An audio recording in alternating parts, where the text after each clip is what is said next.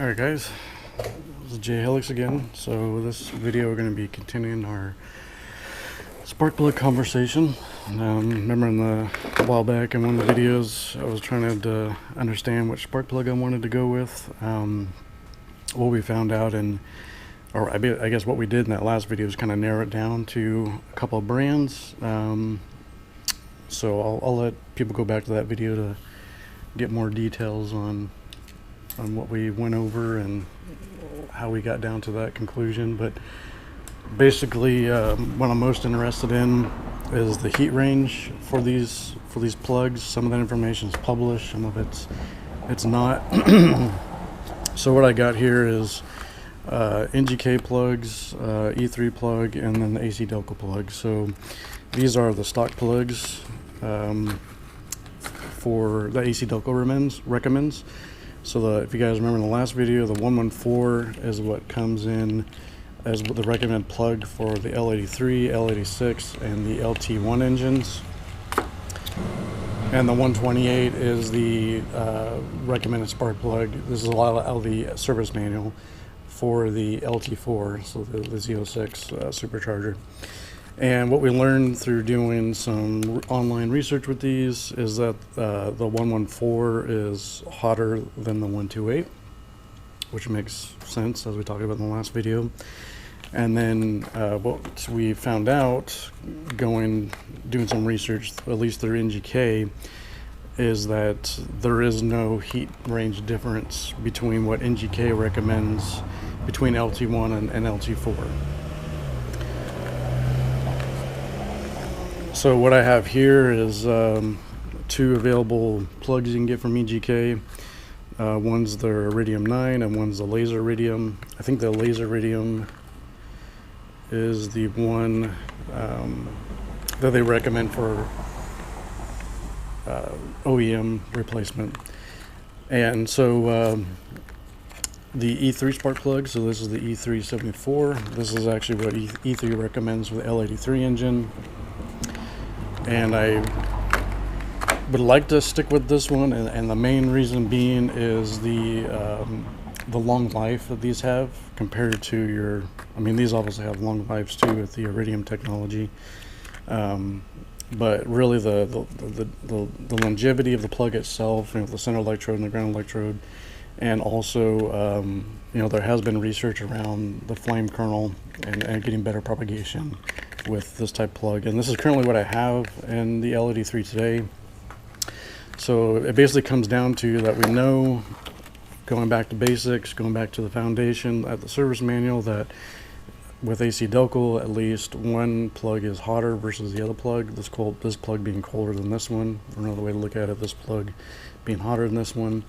So the choice is, do I just stick with what AC Delco recommends, or can I go with some other manufacturer?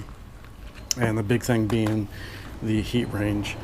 And so what I want to do in this video is, I've done more research since the first video, and just about every other larger manufacturer that's out there, they also agree with AC Delco, meaning that they do specify differences. They do have separate part numbers outside the spark plug gap, the big one being the heat range. So Champion, Autolite, Bosch, they all do have they do reflect two different heat ranges between the LT1 and the LT4.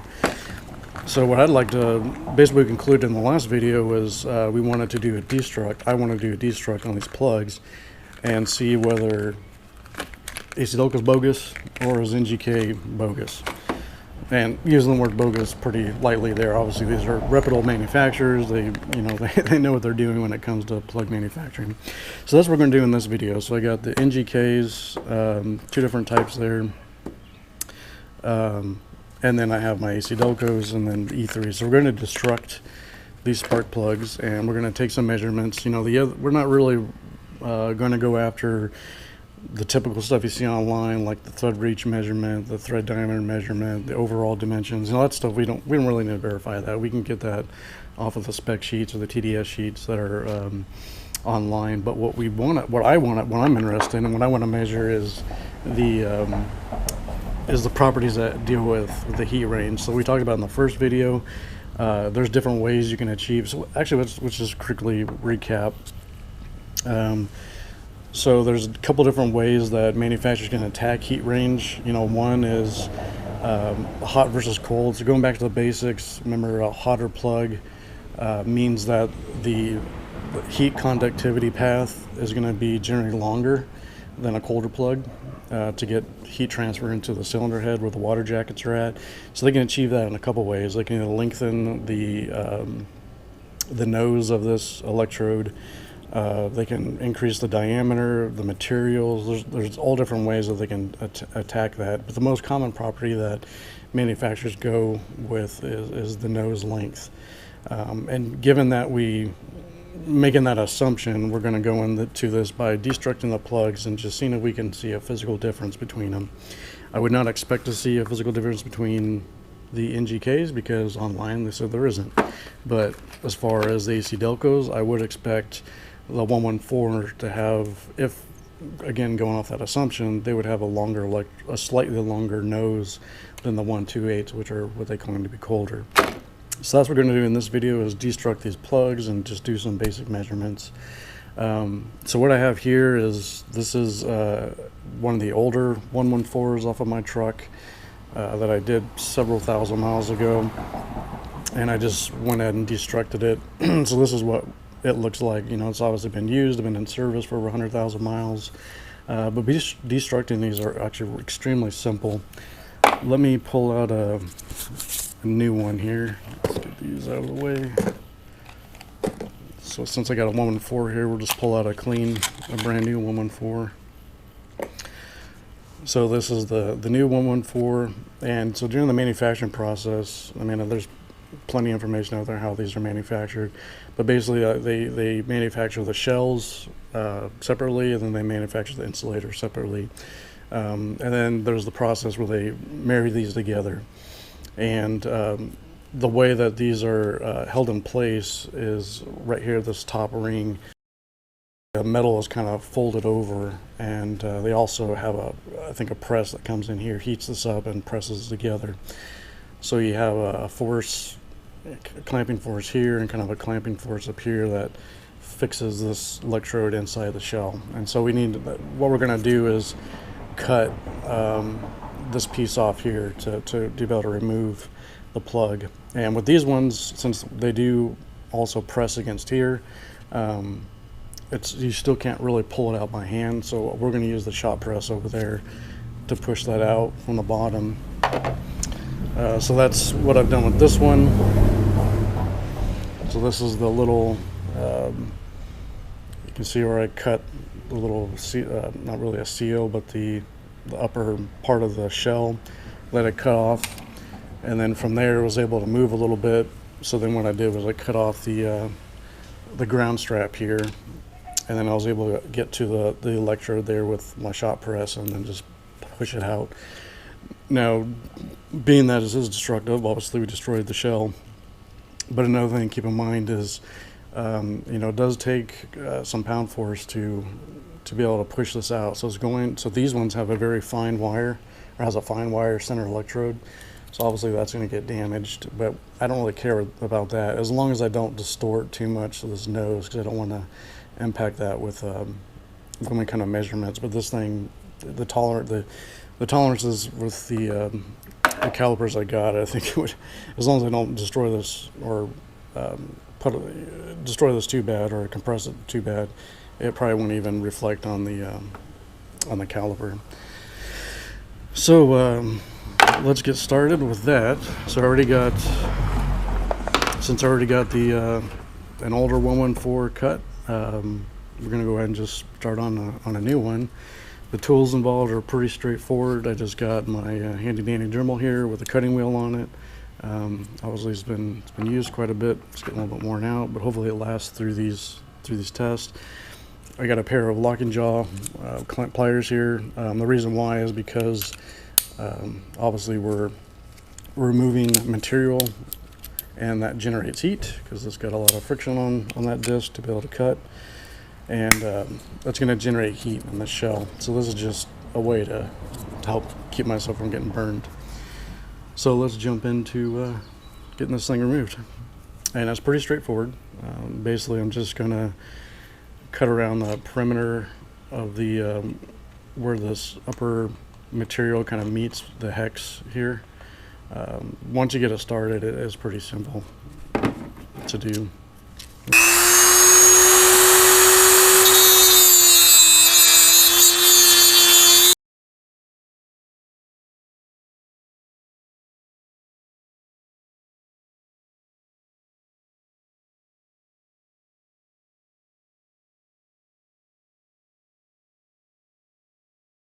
All right, let me show you what I got going so far.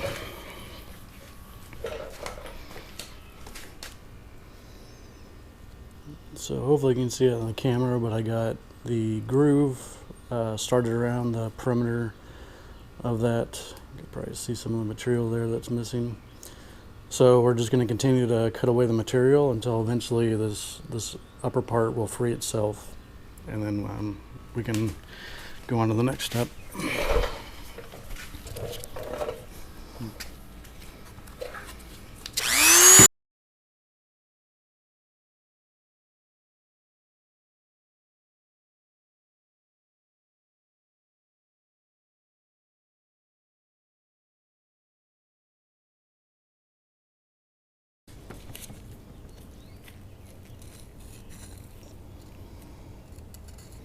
All right, so you can see now it's about free. We got the just a couple pieces of steel that is still attached, and then it should come off.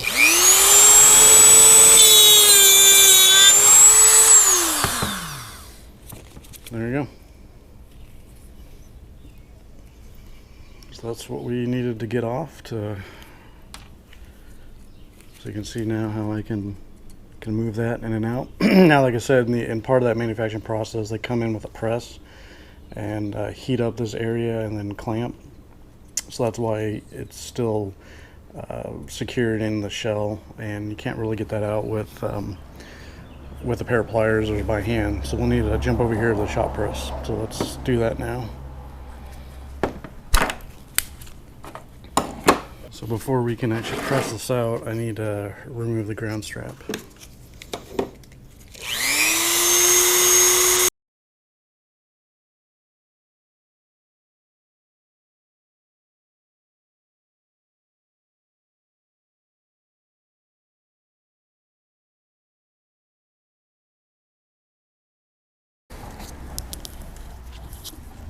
Alright, so we got the ground strap removed. So now we have full access to that center electrode. Alright, so the way we're going to press this out, I'm using within the limitations that I got here in the garage, but what I found to be successful in doing this for me is I just have a large half-inch socket here. So half-inch ratchet type socket.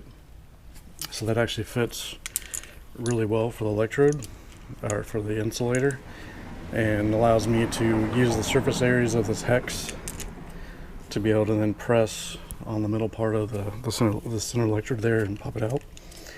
And there's still enough room in here to give enough space here for the center electrode to come out to be able to fully pull it out. Now, if you had a deep socket that was for a half-inch ratchet, that'd probably be more ideal. And I probably do have one, but I don't feel like pulling it out. And then what I'm using to actually press down on the center electrode is just this wire wheel. I mean, anything that's got a shaft you can put on this, but basically I'm just going to have it set up like that. Now, this will destruct the center electrode, but that's okay. I just don't want to destroy my my insulator. So let's go ahead and start pressing this guy.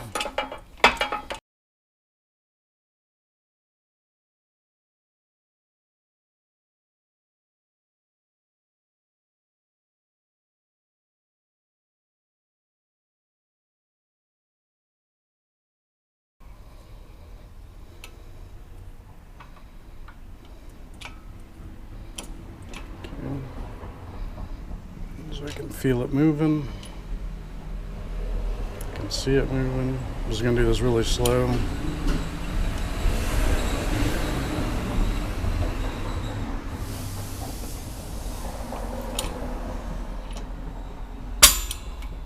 There we go.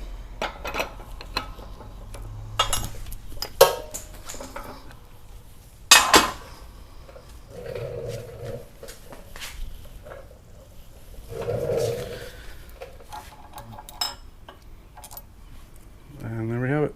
So you can see the fine wire center electrode has been totally crushed, which is okay, but you can see the nose here is still intact. But that's how darn simple it is to remove these. It's really just getting the rolled over steel there that keeps it pushed in, keeps it clamped in, and then being able to press it out, and it should be set. So now we got this one, we need to do it to the rest of those spark plugs. Alright, just to keep things organized, I'm going to use my handy dandy eggshell part keeper here. So just put the electrode up there, shell there, and the ground strap. Set that off to the side. Okay. And still sticking with AC Delco. Now we're going to do the 128.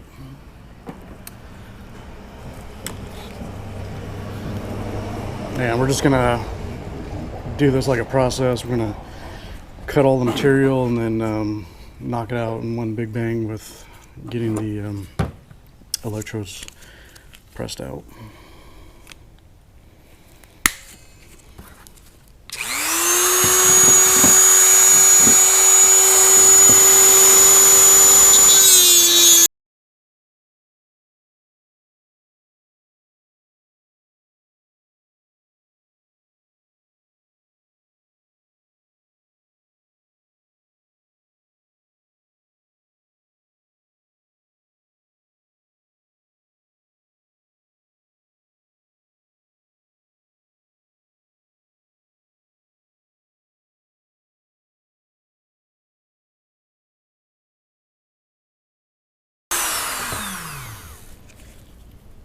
Alright,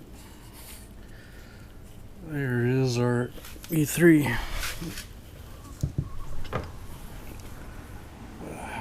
can see that very well, the ground strap for that guy.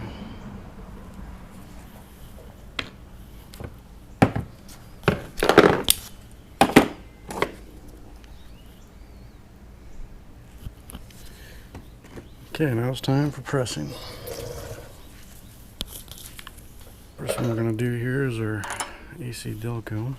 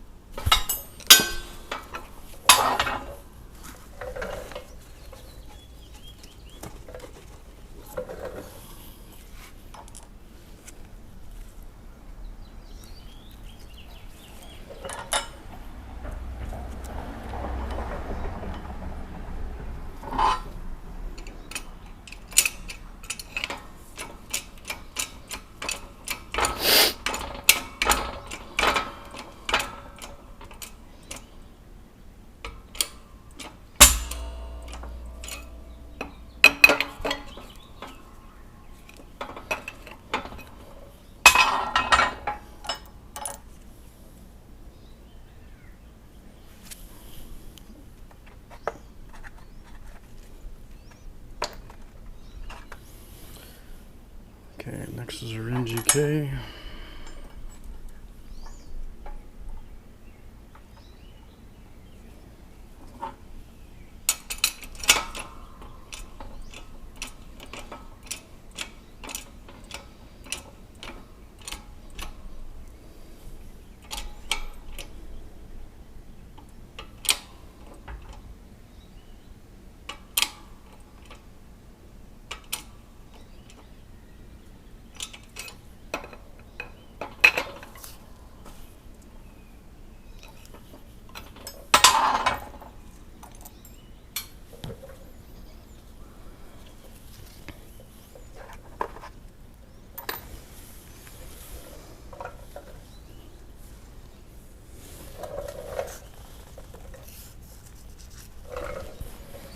So NGK has an internal washer that was in there.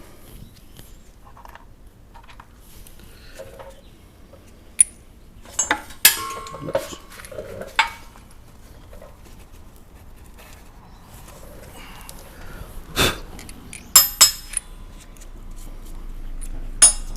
This is our NGK 9.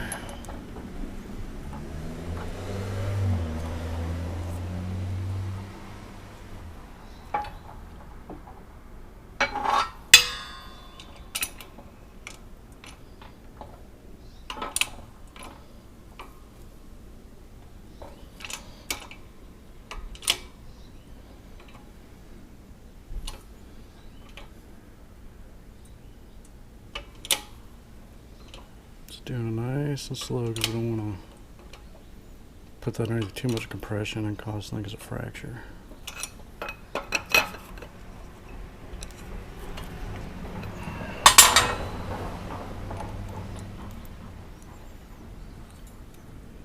Getting a washer.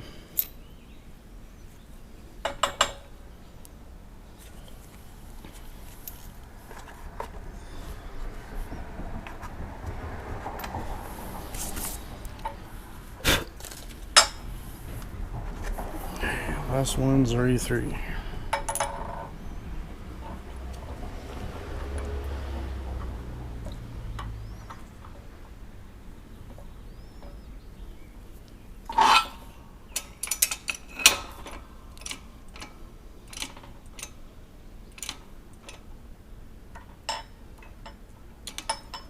Wow, that one probably could have been taken out by hand. Barely needed any effort at all.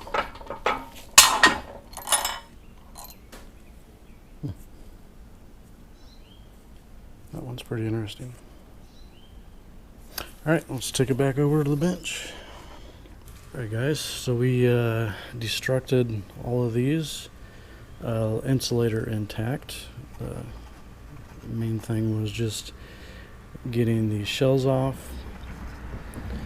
So we got all the shells off, we got the AC Delcos, NGKs, and the E3. That's what the insulators look like. And now we're going to go to each one of these and just see if we can see any differences off of the nose design, the hot versus cold, the links.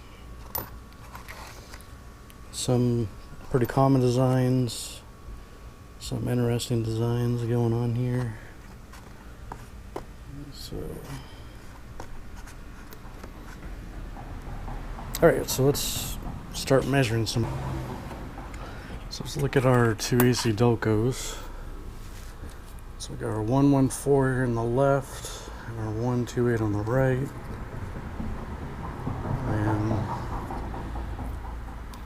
just trying to get these side by side as close as I can.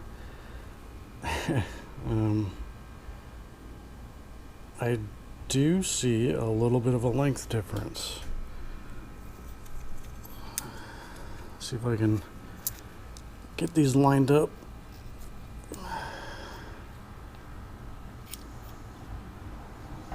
So you see our 114 is slightly longer here. So what we're going to do is we're going to measure we're going to try to use a geometrical surface here as a base point for all these, and it seems like what they all have in common is this neck down piece right here. So you got one necking here and the second necking in this area. This is where our thread reaches at, so this is where it's actually in contact with the shell, and that's where your heat transfer is going to be continuing into the water jackets on the cylinder head. So I'll actually measure this, but just by the naked eye you can see that the nose on the 114 confirms with what AC Delco had in their specs, which is this one's going to be longer and this will be hotter.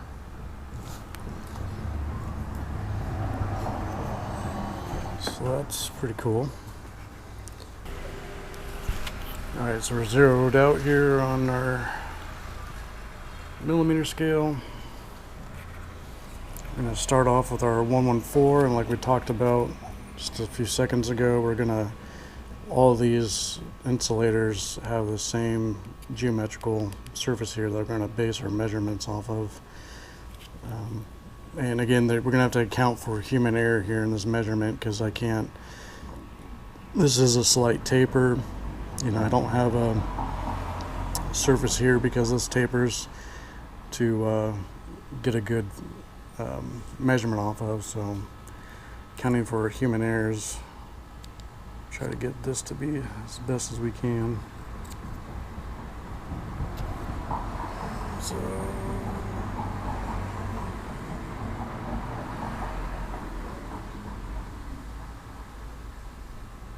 So it looks like our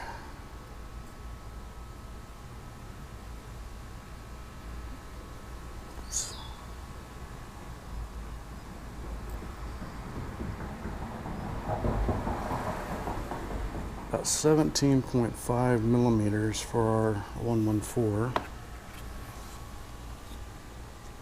Make sure that zeroes out again. So we're on 0. Again, using this as our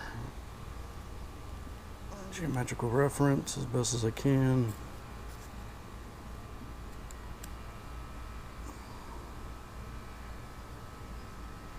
This appears to be 15.8, so almost a little less than a 2 millimeter difference, and that confirms what we saw visually, that kind of what we expected. Our 128, which according to our spec sheet, TDS, that this would be a colder plug.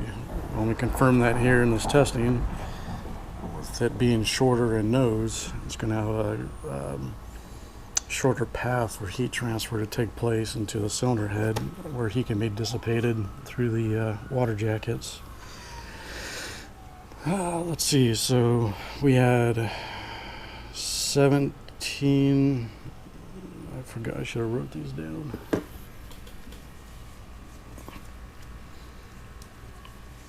Oh, I don't forget. So we got 15.8 on this guy. Let's put it on our boxes. This is 128. So we'll say 15.8 millimeters. Let's measure this guy again real quick. So we're zeroed out.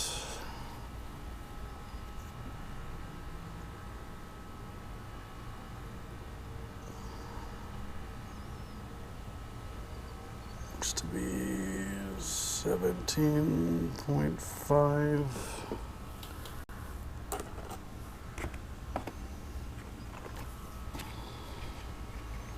This is 114.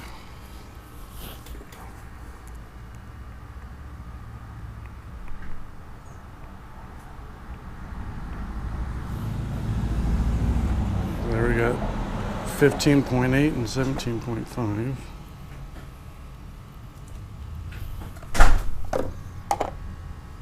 Let's do our NGKs next. And I'd expect these to be identical, but you can see there are some profile differences. You know, smooth insulator here, versus our ribbed insulator. You can see we have a couple of steps down with necking there. But again, we're going to use this second necking point here as our main reference.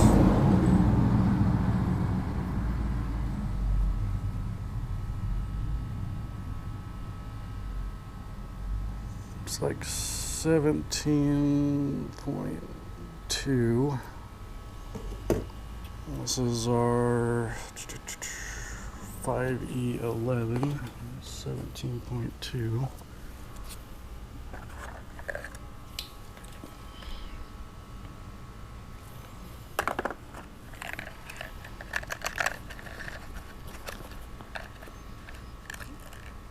V11, okay, so 17.2.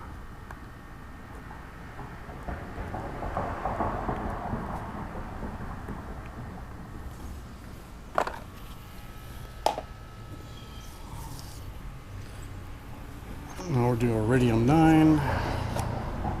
Zero out. Again, I'm just measuring this nose. I'm not trying to get the center electrode because well, there isn't one right now since we destructed it. But just the nose is what I'm interested in.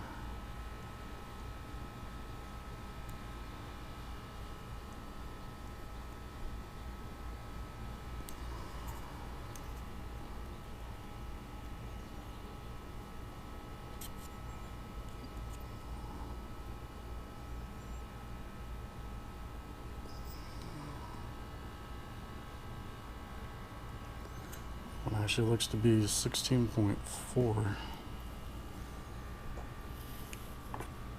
Let's try this again.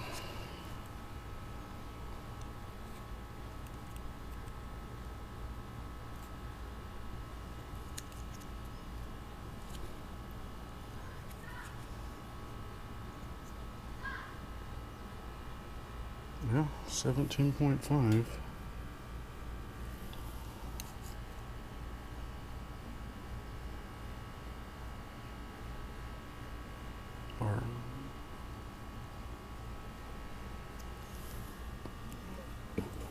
Actually 17.5.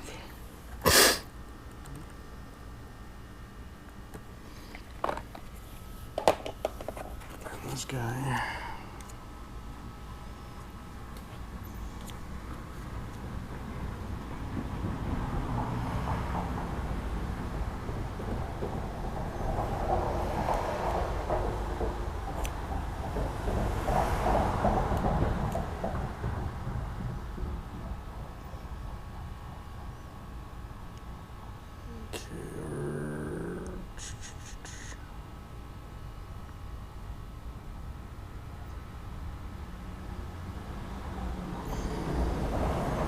Looks to be 16.9.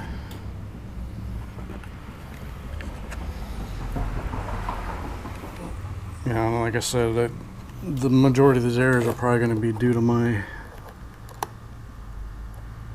human error. The measurements.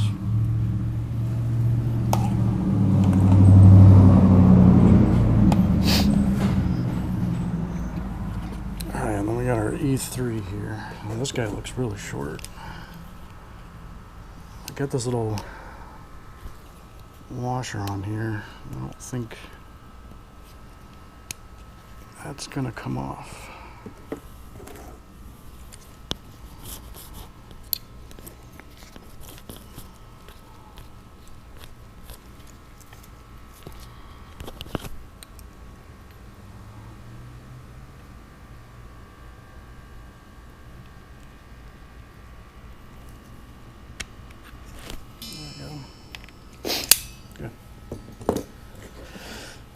He's got, looks like the shortest nose of them all.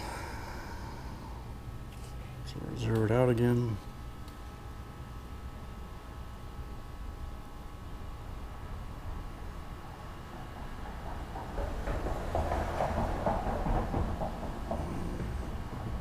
Looks to be about 13 millimeters.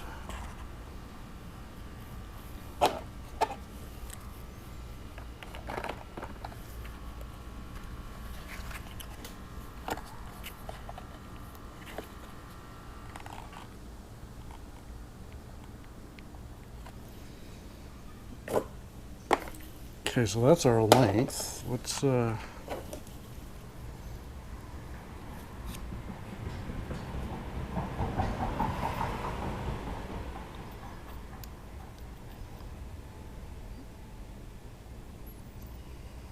looks like we got a 410.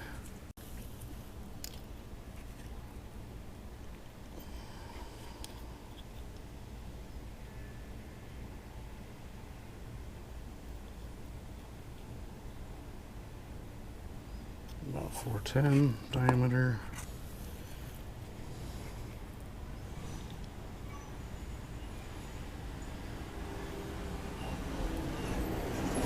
Like a 4.7.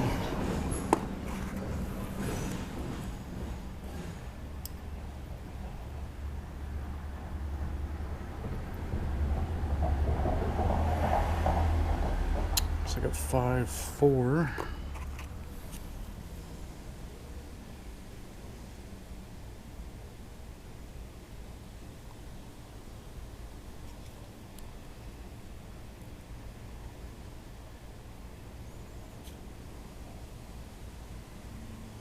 And a 5.4.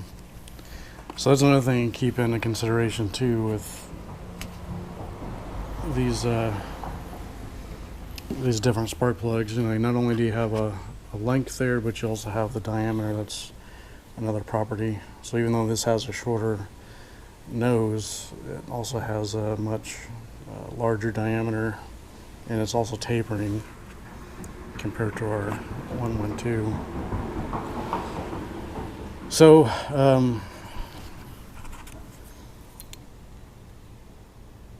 because then if we look at these guys,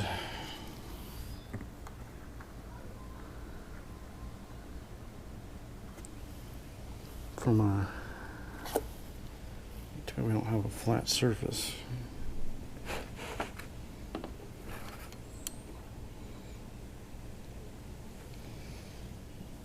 Because you look at the length overall, they appear to be almost the same. Shells, they should all have the same, about the same reach.